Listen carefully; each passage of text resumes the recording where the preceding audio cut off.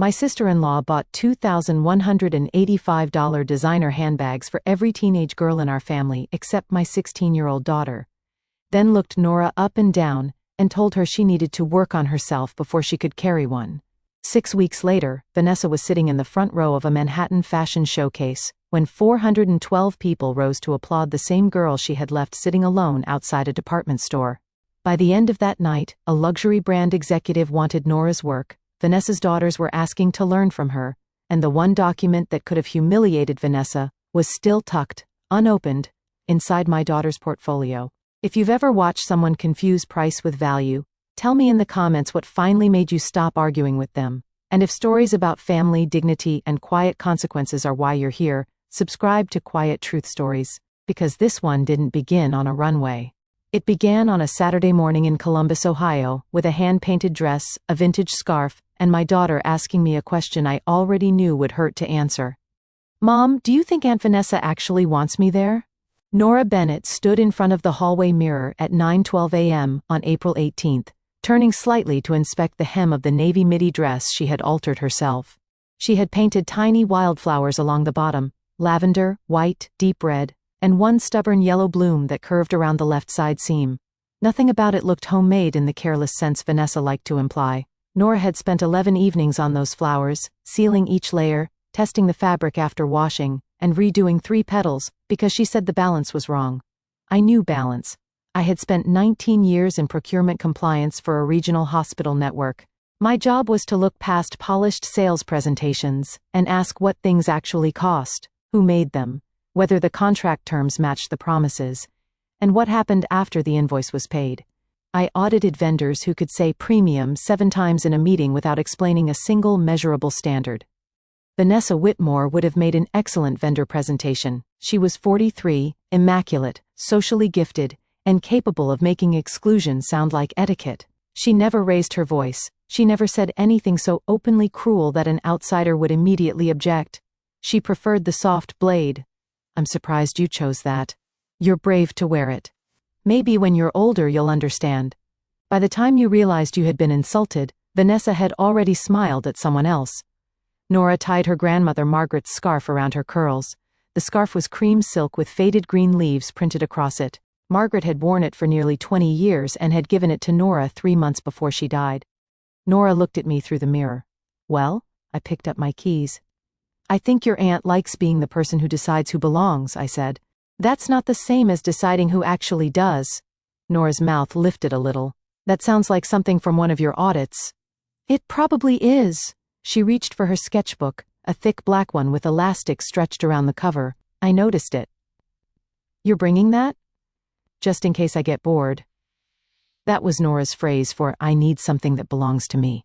At 9:58, we found Vanessa near the central fountain. She was standing with Paige and Brooke Whitmore, her daughters, and my other sister-in-law, Rachel Bennett's daughters, Chloe, Grace, and Olivia. The 5 girls looked coordinated without technically matching. Cream, black, beige, glossy hair, clean white shoes, delicate gold jewelry. Nora stepped beside me in navy blue and painted flowers. Vanessa saw her. The pause lasted perhaps 1 second. In procurement, 1 second is enough to notice a changed number on a spreadsheet. "Oh, Nora," Vanessa said. "You're wearing that." Nora glanced down. "My dress? I thought we discussed appropriate clothing for the boutiques we're visiting." "We didn't," Vanessa smiled. "Well, I'm sure I mentioned the general standard." Paige gave Brooke a quick look. Chloe pretended to check her phone. Nora touched the hem lightly. "I painted it." Vanessa leaned closer as if examining a stain. "How crafty." The word landed exactly as Vanessa intended. Not artistic, not skilled, crafty. I opened my mouth. Nora beat me to it. "Each flower is different," she said. "I used photographs from Grandma Margaret's garden." Vanessa's expression tightened so slightly most people would have missed it. Margaret had adored Nora. That had always complicated things. "How sweet," Vanessa said. Then she clapped her hands once. "Girls, we have reservations at 11, and they won't hold the private room forever." I started walking with them. Vanessa turned. "Claire, you don't need to stay." I wasn't planning to hover. "No, of course not. I just know these prices make you uncomfortable." Nora walked off with her cousins. Her yellow flower disappeared into the crowd. At 12:46 p.m., she sent me a photo of a leather sample wall in one boutique. At 1:11 she texted, "You would hate the markup here." I laughed and sent back, "You're learning." At 1:37 there was nothing. At 2:03, my phone buzzed again. "Can you pick me up?" 4 words, no emoji, no punctuation. I was in a home goods store 6 minutes away. At 2:12, I found Nora sitting alone on a bench outside Nordstrom with her sketchbook pressed against her ribs. Her eyes were red, dry, but red. Vanessa and the other girls were 20 feet away in front of a marble wall, arranging themselves for pictures. Every cousin held a pale shopping bag. Paige and Brooke had already removed their new handbags from their boxes. I recognized the bags immediately because Nora had once shown me the design online. Vanessa had ordered 5, not 6. That detail mattered.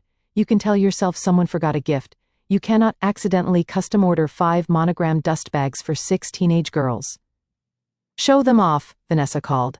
The cousins lifted the handbags. Nora stood when she saw me. I walked toward her slowly because I had learned, both in parenting and in audits, that people reveal more when you do not rush to fill silence. "What happened?" She shook her head once. "Nothing." I looked at the group, then at the empty space where a 6th shopping bag should have been. "Nora." Vanessa heard me. "Oh, Claire, perfect timing." She walked over, still holding her phone. I kept my voice even. "Where's Nora's bag?" Vanessa's face rearranged itself into sympathy. I explained this to her. "Explain it to me." A couple walking past slowed slightly. Vanessa lowered her voice. "These pieces are exclusive. They're not just bags, they're part of an image." Nora stared at the floor. Vanessa continued. "Paige and Brooke understand that. Rachel's girls understand it. Nora is creative." The pause before creative was deliberate. "What does that mean?" Vanessa sighed as if I were forcing her to say something regrettable. "It means sometimes young women need motivation. She's 16. This is a sensitive age. I told her she needs to work on herself a little before spending that kind of money on something she isn't ready to carry." My stomach went cold. "What exactly is she supposed to work on?" Vanessa's eyes flicked toward Nora's dress, then toward her body. "Presentation, fitness, confidence, you know." Brooke looked away. Paige didn't. Vanessa touched Nora's shoulder. "I'm only trying to help.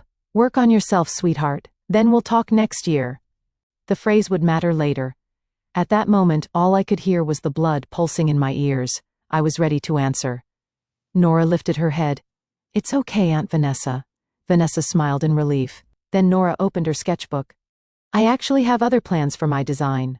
She turned to a page I had never seen. There were handbags, not doodles, designs, structured totes. Crescent shoulder bags, soft leather crossbodies with hand-painted panels. Measurements, stitching notes, hardware sketches, fabric swatches taped into corners. A page of 12 thumbnail drawings, each numbered. Vanessa laughed. It was a small sound. "Oh, honey, drawing bags isn't the same as owning them." Nora looked at the new designer bags in her cousin's hands. "No," she said, "it isn't." Then she closed the sketchbook. "Mom, can we go to the art store?" Vanessa waved her fingers as though dismissing a child from a table. "Of course. Creative projects can be very therapeutic." I put my arm around Nora. As we turned away, Vanessa called after us. "Remember what I said, Nora. Work on yourself." Nora did not turn around.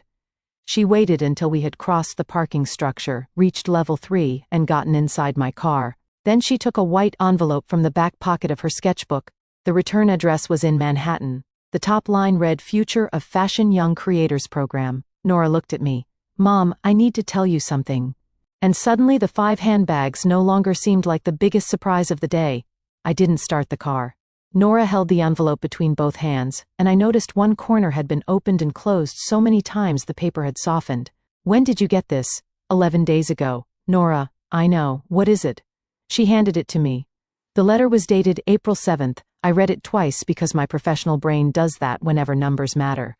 The Future of Fashion Young Creators Program had received 10,842 applications from students in 31 countries. 36 finalists had been selected for portfolio review. 8 had been invited to present a complete capsule collection at an emerging designers showcase in Manhattan during New York Fashion Week programming in June. Nora was one of the 8. Not honorable mention, not online recognition. Selected. The organization would cover her hotel room for 3 nights, local transportation, backstage support, and 1 family access credential. She had to provide 12 finished pieces, a written design statement, documented material sourcing, and a 5-minute presentation to a panel of industry judges. I looked up. "You did this by yourself?" She nodded. "When?" "Mostly after homework." "How long have you been designing bags?" "Since November." "Nora, it's April." "I know." "Why didn't you tell us?" Her fingers went to the vintage scarf. "I wanted to tell Grandma first." That stopped me. Margaret had died on January 14th after a short illness. She had been 72. She had taught Nora basic sewing when Nora was 8. How to hold fabric without pulling it, how to knot thread, how to rip out bad stitches without treating the mistake like a disaster. Nora swallowed. "I submitted the application the night before Grandma went into the hospital. I thought if I got anywhere I'd show her." The parking garage suddenly felt too quiet. "Did she know you were designing?" "She knew about 3 of them." Nora opened the sketchbook to a page with a pressed flower taped beside a rough tote drawing. "She told me this one looked like her garden after a storm." I smiled despite myself. "That sounds like her. She said I should stop trying to make things that look expensive and start making things that look like me." I handed the letter back carefully. "So, what happened today?" Nora glanced through the windshield. "I thought maybe I could finally tell Aunt Vanessa after lunch. I thought she'd understand fashion more than everyone else." That was the wound beneath the wound. It was not the missing bag, it was the hope. "What did she say before the bags came out?" Nora hesitated. "She kept asking the sales associate which colors photographed best, then she told Paige she had ordered the bags in February." February. Which meant this was not an impulsive decision. 5 bags, 6 girls, planned. "Nora, listen to me. You don't have to make this showcase about proving her wrong." "I know." "Do you?" She looked at me. Then she gave a small, tired smile. "I want to prove me right." That answer made me start the car. We drove to Blick Art Materials and spent $186.43 on leather needles, fabric paint, edge finish, linen thread, 2 cutting mats, and an absurdly expensive rotary blade Nora insisted would save her 6 hours. At home, she led me to the basement. I had thought the locked plastic bins under the folding table contained school projects. They contained prototypes. 7 of them. Some were awkward. 1 slouched in the middle. 1 had a zipper that caught at the corner. 1 shoulder bag was so stiff it looked offended by gravity. But 3 were extraordinary. The best was a structured tote made from reclaimed upholstery leather with a panel of painted wildflowers. I touched the leather. "Where did you get this?" "Mr. Lewis at the upholstery shop. He throws away offcuts." "Does he know you're using them?" "Yes, he said I can have more if I sweep the back room." That was Nora. She negotiated in labor. I pulled up a chair. "All right." She blinked. "All right what?" "You have 53 days until June 10th. 53? The showcase is June 10th. You have 12 required pieces and 7 prototypes. You also need sourcing records, material costs, labor estimates, packaging, transport protection, and a written statement." Nora stared at me. "Mom, are you making me a spreadsheet?" "I'm making you 12 spreadsheets." Her face lit. I stayed in the basement and looked at the first material inventory. On the corner of the folding table was a small wooden sewing box that had belonged to Margaret. Inside it were spools of thread, chalk, tiny scissors, thimbles, and 1 brass measuring tape case shaped like a seashell. Underneath the tray was a folded note. Nora had written on the outside, "For final bag, I did not open it. In my profession, access is not permission." Instead, I built a cost sheet. By midnight, the basement had stopped looking like a hobby room. It looked like a workshop. For the next 7 weeks, Nora worked, and what happened in those 7 weeks changed the balance of our entire family long before Vanessa ever saw a runway.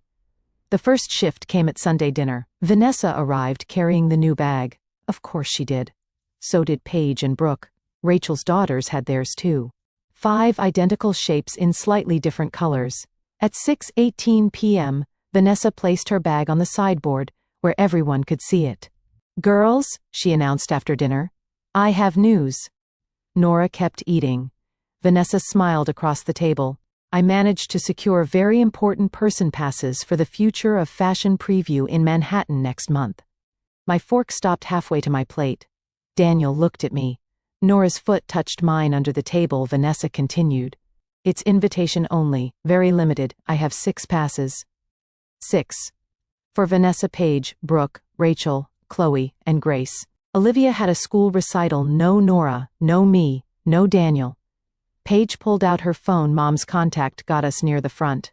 What contact? Daniel asked. Vanessa waved the question away. Social media relationships.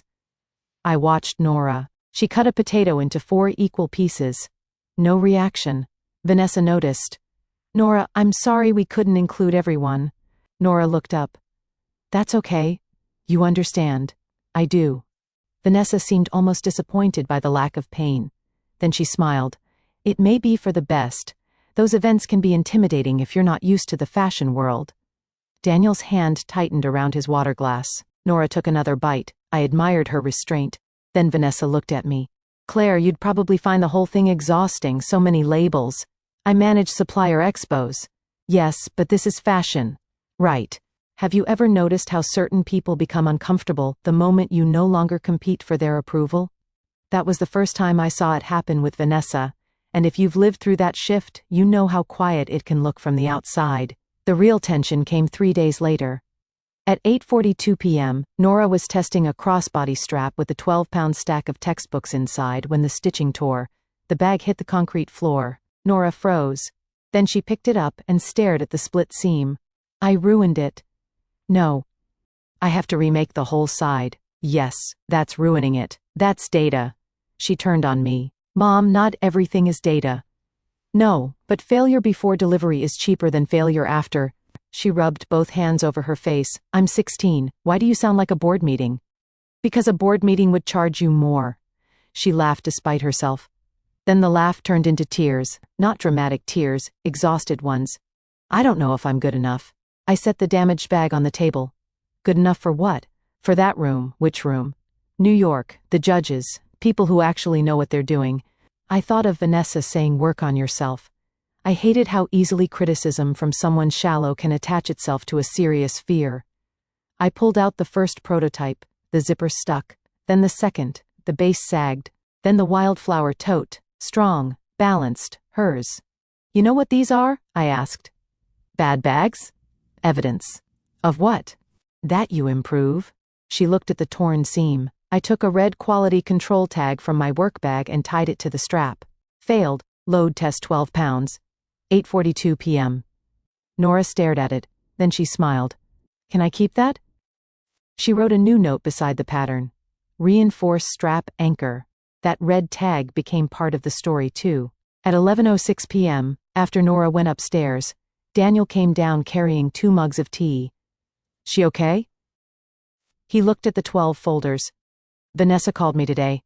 I turned. Why? She asked why Nora seemed distant. I laughed without humor. What did you say? That maybe public humiliation has a lead time. Daniel was a civil engineer. He also spoke in professional metaphors when annoyed. What did she say?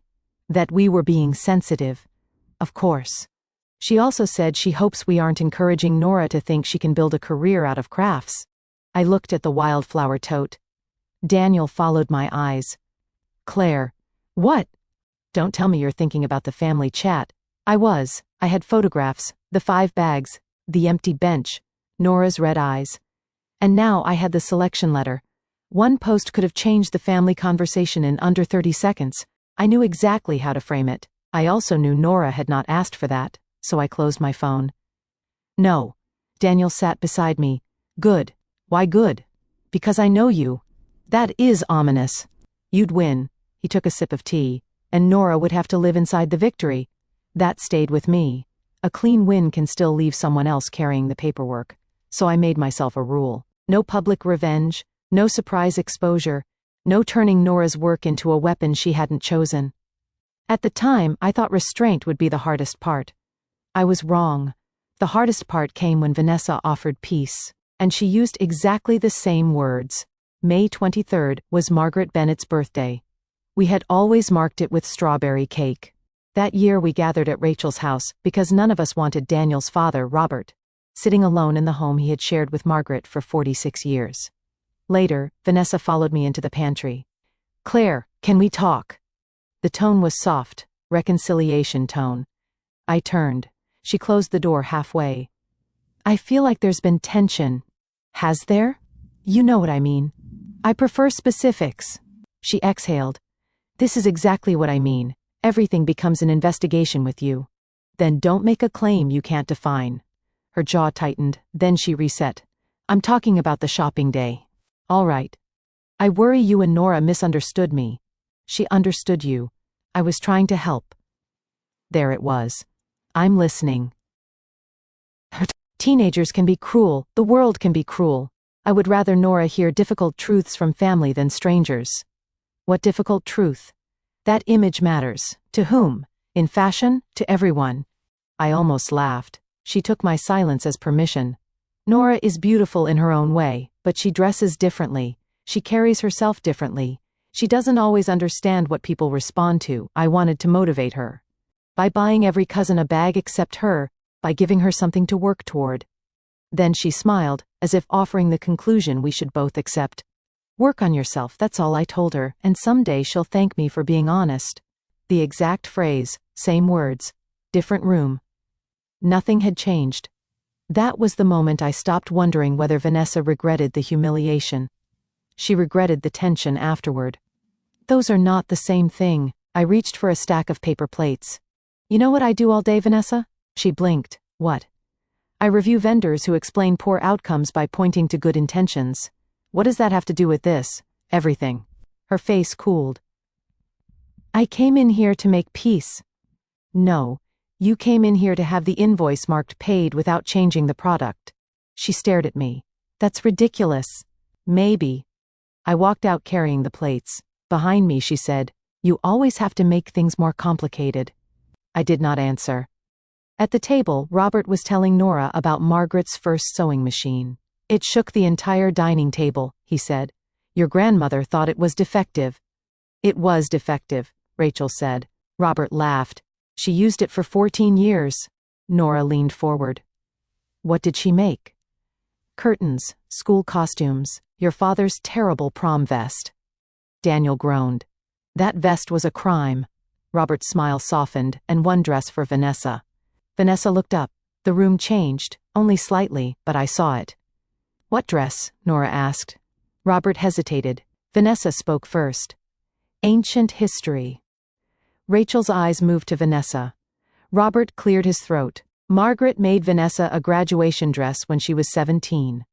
I said it's not important. Nora, sensing the boundary, dropped the subject. But I noticed Vanessa's hand tighten around her fork. That detail returned to me later. After cake, Nora took the gray dust bag from the entryway. Paige saw it. Can I see? Nora hesitated. Then she looked at me. I shrugged. Her choice. She removed the bag. The room went silent. It was the garden tote, reclaimed tan leather, hand-painted flowers across one side, deep green lining, brass hardware. The handles were wrapped at the base with narrow strips of cream silk printed with green leaves. I recognized the pattern. Margaret's scarf. Not the scarf Nora was wearing, a damaged duplicate from Margaret's sewing box. Robert stood. Is that your grandmother's fabric? Nora nodded. The extra scarf with the tear in it. Grandpa said I could use it.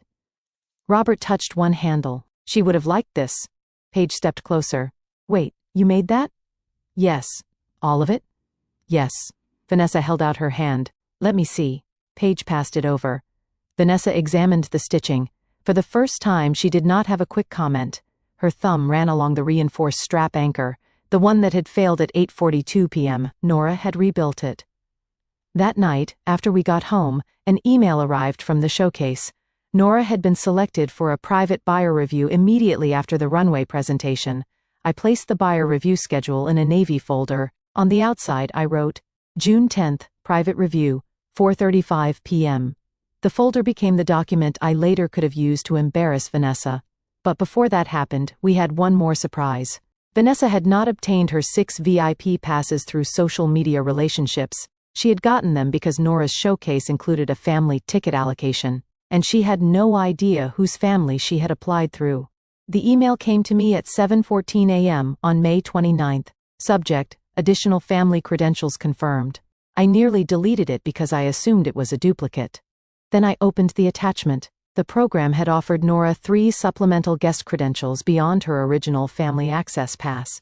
Daniel and I had declined too, because Daniel's work schedule was uncertain, and Robert did not want to travel. Apparently, unused family allocation seats had been released through the event's partner list. Vanessa's name appeared on a cross-reference note. Her lifestyle group had requested access through a sponsor portal.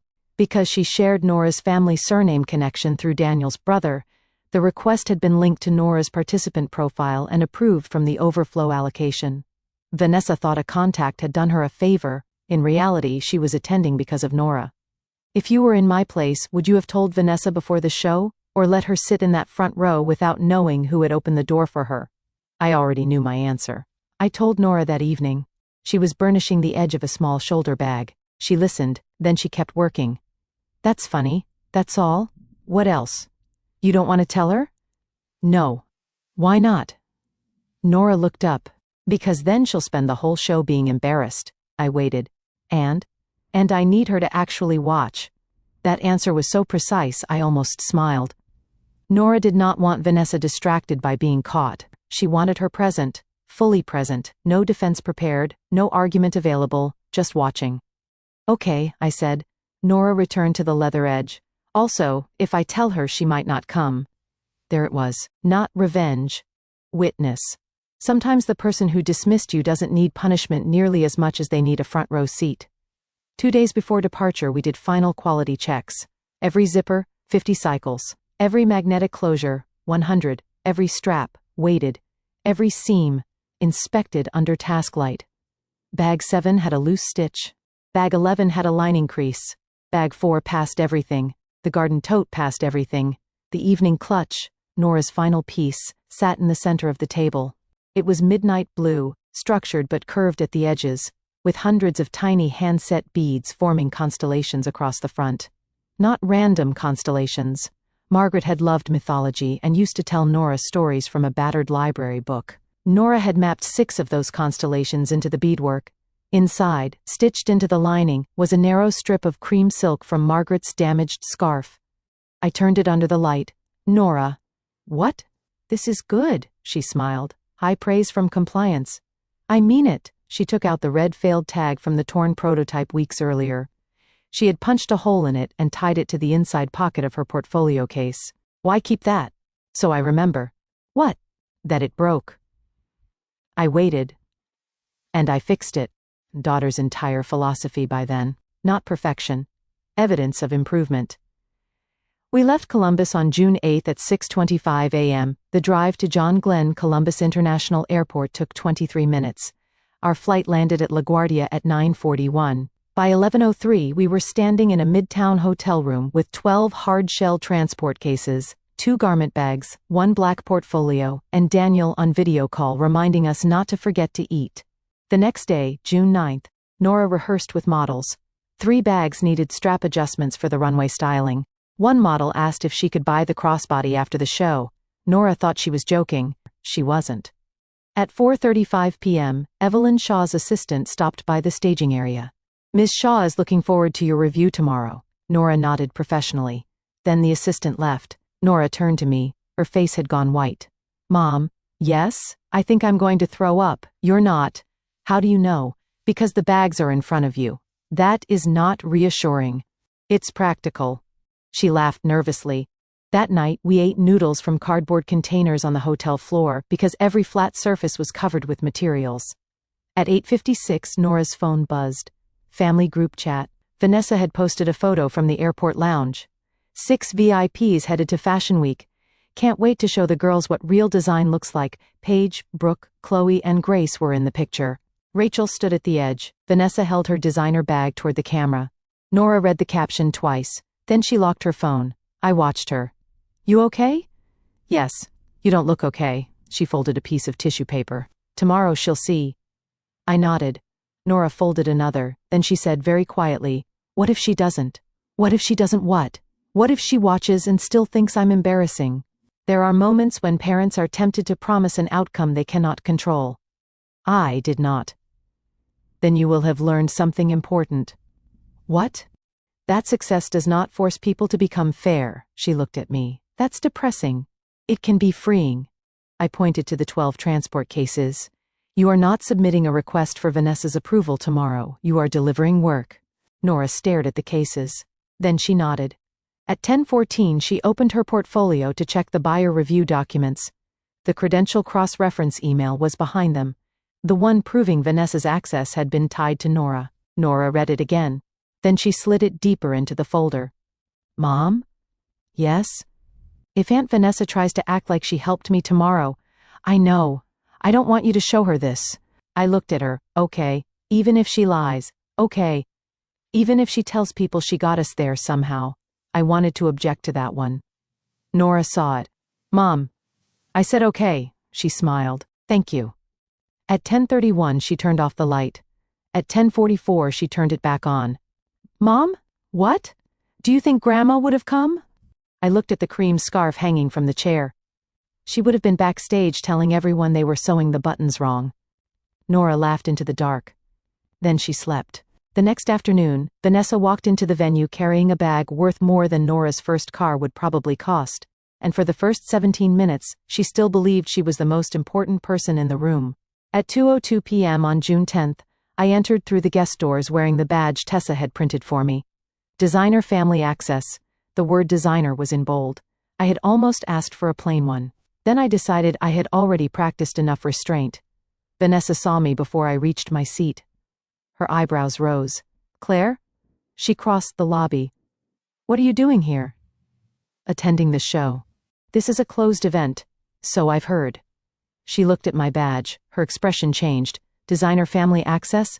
Yes. How did you get that? I was invited. By who? The venue lights flickered twice, signaling seating. I smiled. We should go in. I took my assigned seat in the third row, center left. Vanessa and her group were in the first row partner section, 6 seats away from Evelyn Shaw. Rachel noticed me and looked confused. I lifted one finger to my lips. She frowned, then the lights dimmed.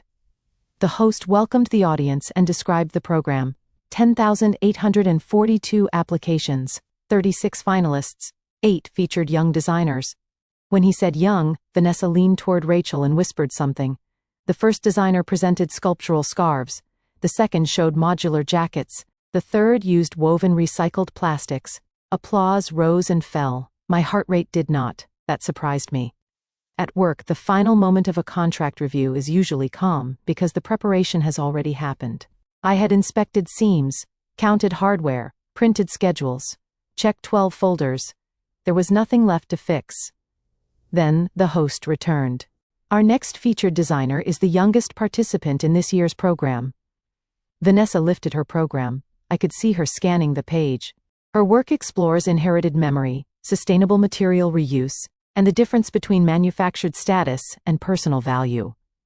Vanessa stopped scanning. Rachel turned toward me. The host continued. Please welcome 16-year-old Nora Bennett of Columbus, Ohio. Silence, not venue silence, family silence, specific, absolute. Paige's mouth opened. Brooke grabbed her arm. Rachel looked from the stage to me. Vanessa did not move. The first model appeared. Garden tote, tan reclaimed leather, hand-painted wildflowers, cream silk wrapped at the handles. The bag passed beneath the lights, and the painted yellow flower near the side seam caught the reflection. I heard Robert's voice in my head. Your grandmother would have liked this. The applause began before the model reached the end. I watched Vanessa. Her bag sat on her lap. At first, she clutched the handles. By the 7th piece, she had placed it on the floor. Paige leaned forward. Brooke whispered, That one's my favorite. Vanessa said nothing. Then came bag 11, the garden-inspired evening pouch, and finally, the midnight blue clutch. Nora's masterpiece. The lights caught the beadwork. Constellations appeared across the surface. Tiny points. Connected by thread only visible when the bag turned. The audience made that soft collective sound people make when they see something they were not expecting. Not a gasp. Recognition. The model stopped at the runway end and opened the clutch. The lining flashed cream silk. Margaret's scarf. I covered my mouth. I had seen the bag 50 times. I had inspected it, weighed it, documented it. I had not expected the sight of that lining under the lights to feel like someone had opened a door. Then Nora walked out. She wore the navy dress from the shopping day, the one Vanessa had called inappropriate. The painted flowers along the hem had been restored and extended upward along one side. Margaret's cream scarf held back her curls. Nora looked terrified for 2 steps. Then she saw me. I stood. I did not plan to. I simply stood. Rachel stood next. Then Grace. Then Chloe, Paige, Brooke. By the time Nora reached center stage, the front half of the room was rising. 412 people were in attendance. Not every person stood, but enough did that the sound changed. Applause grew larger. Nora stopped. Her hand went to her mouth, then she bowed. When she looked toward the first row, her eyes met Vanessa's. Vanessa was standing too. Late, but standing. Nora smiled, not triumphantly, just once. Then she walked backstage. I sat down. My hands were shaking. After the runway segment, the host announced a 20-minute reception before private buyer reviews. I made it backstage at 3:18. Nora saw me. For 1 second we were both composed. Then she ran into me so hard her badge hit my collarbone. You stood up. So did everyone else. You stood first. I'm your mother. I have priority seating emotionally. She laughed and cried at the same time. Tessa appeared beside us. Bennett, you have 17 minutes before buyer review. Hydrate. Fix your mascara. Do not let anyone steal you. That last sentence became relevant immediately. Vanessa arrived at 3:21, Nora. She stretched the name into affection. Arms open. Nora stepped back slightly. Vanessa stopped. Oh, sweetheart, look at you. Nora wiped under one eye. Hi, Aunt Vanessa. Why didn't you tell me? The question sounded almost injured. Nora glanced at me, then back at her aunt. I wasn't ready. Vanessa laughed. Well, you certainly worked on yourself. There it was. The phrase, again, same words, now recast as if the runway had proven Vanessa right. I told Claire you just needed motivation. Sometimes young people need a little push. Nora went very still. I felt the navy folder under my arm. Inside it was the credential cross-reference. Vanessa had attended because of Nora. 1 page, 1 paragraph. Enough to destroy her story in front of everyone. I could have opened it. I could have said, actually, Vanessa, your very important person access was approved through Nora's participant allocation. Rachel was standing 6 feet away. Paige and Brooke were beside her. Evelyn Shaw was approaching. The timing could not have been cleaner. I touched the folder. Then I remembered Nora in the hotel room. Even if she lies. I moved my hand away.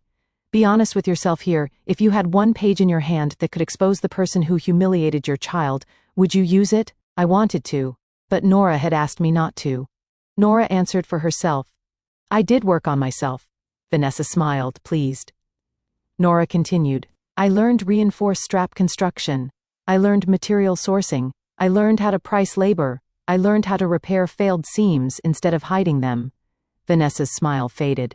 Nora's voice stayed gentle. I don't think that's what you meant. Silence. Evelyn Shaw reached us before Vanessa could respond. She was 50-something, silver-streaked hair, charcoal suit, black leather flats, and the kind of attention that made people stop performing. Nora Bennett? Yes, I'm Evelyn Shaw. Nora shook her hand. Thank you for coming. I'm glad I did. Vanessa stepped forward. I'm Nora's aunt. I've always encouraged her interest in fashion. Paige looked down. Rachel closed her eyes briefly. Nora did not react. Evelyn looked at Vanessa. Wonderful. Vanessa relaxed. Then Evelyn looked back at Nora. Your application essay mentioned your grandmother as your primary influence. She was. And your mother's procurement background. Nora smiled at me. She made me load test everything. Evelyn nodded. That shows. Tessa appeared again. Private review in 9 minutes. Evelyn handed Nora a card. My team will be in room B. I'd like to discuss a limited capsule development opportunity. Nora stared at the card. Okay, Evelyn smiled. That means I'm interested. Nora flushed. Thank you. Vanessa leaned closer. A capsule with Alcott and Reed?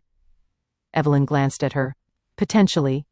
Vanessa's expression changed. Not joy, calculation. I recognized it because I had seen vendors recalculate leverage mid-meeting. Of course, Vanessa said. Nora has always had excellent taste. She gets that from our side of the family. Nora looked at her. Then at Paige and Brooke. Brooke's eyes were fixed on the garden tote. Can I see it up close? Brooke asked. Nora lifted it off the stand. Sure. Nora looked up. I'm running a workshop this summer. What kind? Grace asked. 4 Saturdays, sustainable accessories. We'll use reclaimed materials and basic hand stitching. I want to do that, Brooke said immediately. Paige nodded. Me too. Nora closed the tote gently. The invitation stands. Vanessa stared at her. Nora continued. That's what family does. They leave the door open. Evelyn, still beside us, smiled. Then Tessa clapped once. Nora, 7 minutes. Nora handed the garden tote to me. She turned to Vanessa. I have to go. Vanessa's mouth opened. Nora was already walking away. I could have followed. Instead, Vanessa stopped me. Claire. I looked at her. What exactly has Nora been telling these people about me? Nothing. Don't be ridiculous. She talks about her work. She made that comment about family deliberately. Yes. Vanessa's face flushed. I don't appreciate being made to look cruel. I thought of Nora alone on the bench. 5 bags, 6 girls. Custom ordered. No, I said. I imagine you don't. Her eyes dropped to the navy folder under my arm. What's that? Paperwork. About what? I could feel the cross-reference page inside. Proof. Weapon. A clean reversal. Instead, I took the buyer review schedule out of the folder and folded it in half. Then I slid it into the garden tote so I would not lose it. Nothing you need. That was restraint. Not silence. Not weakness. Choice. Then I followed my daughter into room B. At 4:35 p.m., Nora sat across from Evelyn Shaw and 2 members of Alcott and Reed's development team. At 5:28, she walked out holding a preliminary development letter. No contract. No fairy tale check. Something more believable and, to me, more impressive. They wanted 3 prototypes developed for a potential 6-piece youth capsule, with a $4,850 design development stipend and materials covered. If the prototypes passed review, Nora would receive a licensing proposal. Nora stared at the letter in the hallway. Is this real? I read it, then read it again. Yes. How real? Real enough that you should not sign anything until we have a lawyer review it. She laughed. Of course that's your answer. It is always my answer. At 5:41 she opened the Navy folder. The credential cross-reference was still inside. She pulled it out. I watched her. What are you doing? She tore the page once, then again, then 4 more times. Not dramatically, efficiently. She dropped the pieces into a recycling bin. I stared at her. You're sure? Yes. That was evidence. I have better evidence. She lifted the development letter, then she tucked it back into her portfolio. On the train ride to the hotel, Nora rested her head against the window. She looked exhausted. Happy, older. I thought the story had reached its payoff. The humiliation had been answered by work. The excluded girl had been seen. The aunt who worshipped labels had watched professionals admire something handmade. Clean ending. But life rarely closes an account at the moment you expect. 3 days after we returned to Columbus, Vanessa came to my house alone. No designer bag. No daughters. And she carried something I had never seen before, an old white dress in a yellowed garment box. Vanessa arrived at 7:26 p.m. on June 13th carrying a yellowed garment box. I let her in, and she set it on my kitchen table before lifting the lid. Inside was a white graduation dress, handmade. The fabric had yellowed slightly. The neckline was simple. Tiny covered buttons ran down the back. The hem stitching was not perfectly straight. I knew immediately who had made it. Margaret? Vanessa nodded. She made it for me when I was 17. I waited. Vanessa touched one of the buttons. My parents had no money that year. Dad's business had failed. My older sister Laura was living with our aunt in Cincinnati because she went to a better school there. Vanessa continued. My aunt bought Laura a designer dress for graduation, $800 in 2000, maybe more, I don't remember. She smiled bitterly. I remember pretending I didn't care. The connection formed before she finished. Vanessa looked at me. My mother, my real mother, not Margaret, said we couldn't compete with that. She told me I should be grateful I had a dress at all. She stayed up 3 nights finishing it. Vanessa said, I wore it to graduation. What happened? Vanessa's fingers stopped on the fabric. A group of girls asked if I made it from curtains. I said nothing. One of them touched the seam and laughed. Laura was there. She didn't defend me. Vanessa's voice flattened. I went home and threw the dress into this box. The kitchen clock clicked. I told myself my daughters would never be the girls with the homemade thing. They would never walk into a room and wonder if everyone could tell what they couldn't afford. I looked at the dress, then at her. So you made sure Nora became that girl instead. Vanessa flinched. Good. Explanation is not absolution. I know how it sounds. It sounds accurate. I thought I was protecting my girls. From what? From being dismissed. And the easiest way to do that was to teach them to dismiss someone else first? She looked away. For a while neither of us spoke. Then Vanessa whispered, when Nora walked onto that stage in the dress she painted herself, I felt sick. Why? Because she looked proud. I waited. I wasn't proud at 17, I was ashamed. There it was. Not envy exactly. Recognition distorted by old pain. Vanessa had not hated handmade things because they were cheap. She hated what they reminded her of. The girl in the white dress. The girls laughing. A sister staying silent. A box closed for 26 years. It explained the obsession. It did not excuse the bench. Have you told Nora this? No. Why are you telling me? Because I don't know how to apologize without sounding like I'm asking her to make me feel better. That was the first wise thing Vanessa had said about the situation. Then don't make the apology about your feelings. She nodded. Then Vanessa looked toward the basement door. Is she home? Yes. Can I talk to her? I thought about it. Then I called down. Nora? She appeared at the bottom of the stairs. Yeah, she saw Vanessa, stopped. Vanessa stood. I can leave. Nora looked at the garment box. What's that? Vanessa glanced at me. I said nothing. Her story, her responsibility. A dress, she said. Nora came upstairs. Vanessa showed her within 30 seconds Nora was examining the covered buttons. Grandma made this? Yes. The hand stitching is really good. Vanessa laughed once. It broke halfway. She made it because I couldn't afford the dress I wanted. Nora looked up. Vanessa told her. Not every detail. Enough. When she finished, Nora sat across from her. Vanessa took a breath. I did something ugly to you because I was still trying to outrun something ugly that happened to me. Nora's eyes did not leave hers. I made your shopping day into a test you didn't agree to take. I excluded you on purpose. I commented on your body. I embarrassed you in front of your cousins. No soft language. Good. Vanessa swallowed. I was wrong. Nora looked at the dress, then at Vanessa. Why did you say you always knew I was talented at the show? Vanessa closed her eyes briefly. Because I panicked. Why? Because everyone important in that room saw you before I did. That answer was honest enough to hurt. Nora nodded slowly. Vanessa continued. And I wanted to get back on the right side of the story. I almost smiled at the phrase. Nora did not. That made it worse. I know, because it sounded like you wanted credit. I did. Silence. Vanessa looked at her hands. I'm sorry. Nora took a long breath. I believe you're sorry. Vanessa's eyes lifted. But I don't trust you yet. Vanessa nodded. That's fair.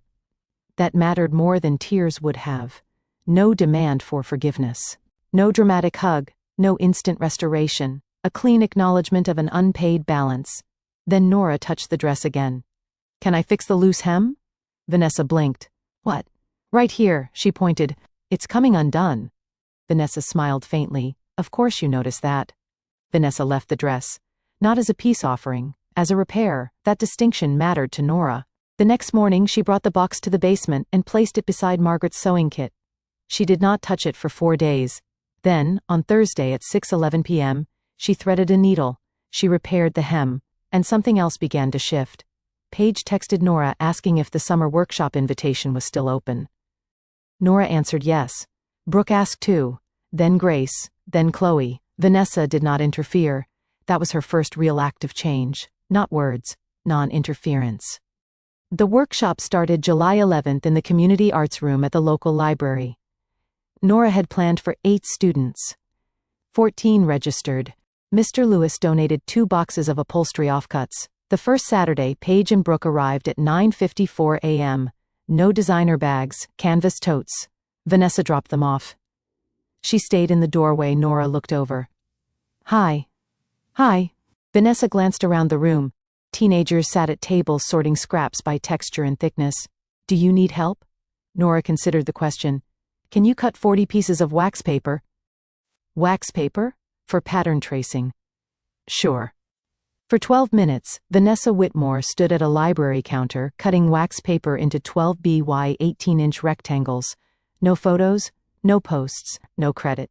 It was probably the most useful thing I had ever seen her do at a family event. Over the next month the workshop filled. Nora's L-cot and reed prototypes developed slowly. The first sample was rejected because the hardware weight pulled the shape forward. The second needed a stronger closure. The third was approved for further development. Every correction went into the spreadsheet. Every failed test got a red tag. On August 3rd, Nora received a formal licensing offer for a limited 6-piece capsule collection. The proposed guarantee was $48,750 against royalties, subject to legal review and final production approvals. Nora read the number 3 times. Daniel read it 4. I read the contract for 40 minutes and wrote 14 questions in the margin. Nora stared at me. Can we celebrate before you destroy it? I am not destroying it. You wrote define net sales in 3 places. Because they should define net sales. Daniel took the contract away from me. We are ordering pizza. We celebrated with 1 large pepperoni, 1 mushroom, garlic knots, and supermarket ice cream because Nora refused a fancy restaurant. I have a licensing deal, she said, holding a paper plate. Yes. And we're eating on the couch. Yes. Perfect. Saturday, Vanessa arrived with 20 turkey sandwiches, 12 vegetarian wraps, fruit, cookies, and exactly 0 branded shopping bags. She also brought the white graduation dress. Repaired hem, pressed, on a hanger. Nora looked at it. What are you doing with that? Vanessa smiled nervously. I thought maybe you could use it. For what? Not cut it up, Nora laughed. Good clarification. Vanessa touched the sleeve. I don't want it in a box anymore. Nora looked at the dress for a long moment. Then she carried it to the display wall. She hung it between the students' first projects and the finished workshop samples. Under it she placed a small card. Handmade, 2000. Kept, 2026. Worth repairing. Vanessa read the card. Her eyes filled. She did not ask Nora to change it. Then she picked up the original shopping day sketchbook. On the first handbag page, in the corner, Vanessa's words were still written from memory. Work on yourself. Nora crossed out the sentence. Not angrily. 1 line. Under it she wrote, work on your craft, work on your courage, work on how you treat people. Then she closed the book. I thought about those 5 handbags at the mall. The $10,925 Vanessa had spent to make 5 girls feel chosen, and 1 girl feel measured. I thought about the $186.43 art store receipt, the 12 spreadsheets, the torn strap, the red failure tag, the midnight blue clutch, the navy folder, the page we never used, the old white dress. In procurement, there is a term we use when comparing 2 offers that look similar on paper. Total value, not sticker price, not branding, not presentation. Total value asks what something actually delivers over time. Vanessa had spent years teaching the girls to read labels. Nora learned to read construction. Vanessa had taught them to fear being the one without the expensive thing. Nora taught them to make something worth keeping. And the bag Vanessa refused to buy my daughter became irrelevant long before anyone admitted it. Because Nora never needed a label to prove she belonged in fashion. She needed material, time, standards, and the nerve to keep stitching after the first seam failed. The following spring, Nora's capsule collection launched in a small Alcott and Reed showroom in Manhattan.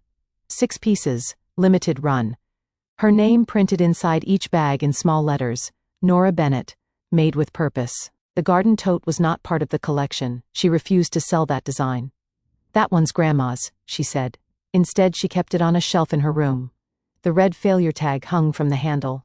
Vanessa attended the launch wearing the repaired white graduation dress under a long black coat. Not because it was fashionable, because she had finally stopped treating the girl she used to be as something to hide. Near the end of the evening, she approached Nora. No crowd, no camera, no performance. You did all this. Nora smiled. We did a lot. Vanessa looked at the bags, then at Nora. I'm proud of you. This time she did not add that she had always known. She did not mention motivation. She did not ask for credit. Nora hugged her, briefly, genuinely. Later, after the showroom emptied, Nora sat at a work table in the back with Margaret's sewing box open beside her. 1 sample bag had a loose interior stitch from being handled all evening. Nora threaded a needle. I stood in the doorway. You're fixing that now? She looked up. It'll bother me if I don't. Of course it will. She pulled the thread through, tightened the stitch and clipped the end. Then she attached a small red tag to the sample. Not failed this time, repaired. She smiled at it. I thought of the first question she had asked me before the shopping day. Do you think Aunt Vanessa actually wants me there?